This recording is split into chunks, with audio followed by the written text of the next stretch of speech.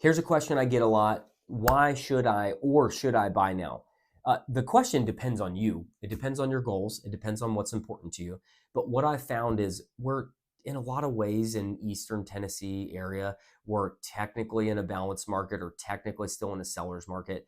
But what I'm seeing is these properties, especially over three, maybe four or $500,000, it's very likely that a seller is able to help us out with what we call seller concessions, or they can help us pay for closing costs or discount points or different things like that. Because they're able and willing to pay for these closing costs, we're able to take that and allocate it wherever we want. If it's important to you to have it super low cash to close, then we can potentially allocate it towards the closing costs. If it's important for you to get your payment super low, we can use permanent or temporary buy downs. I have somebody right now who is able to use seller concessions to buy their rate all the way down to 5.375 when the market's in the high sixes. We're able to use that. Here's the thing. If you wait until that rate gets all the way to 5.375, there are a lot of people and their mother and their auntie and their cousin and their neighbor that are also wanting to wait until the rates drop.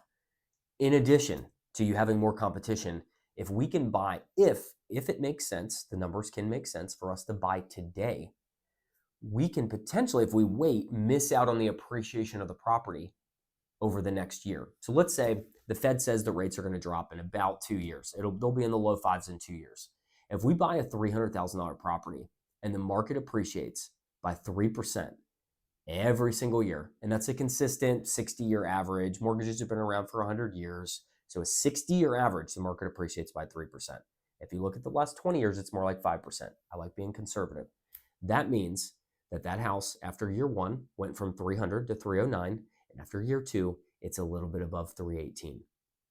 You potentially missed out on $18,000 of appreciation, and you're making payments to pay down your debt because you were concerned with the payment being lower when we potentially can get you the payment now. So it always makes sense to look first and see if you're even considering buying a house. Reach out, free consultation. The goal is to just see monthly payment, cash to close, interest rate, house, and see if it makes sense for you and your family to buy or if it makes sense to wait. So reach out with any questions. See you. Bye.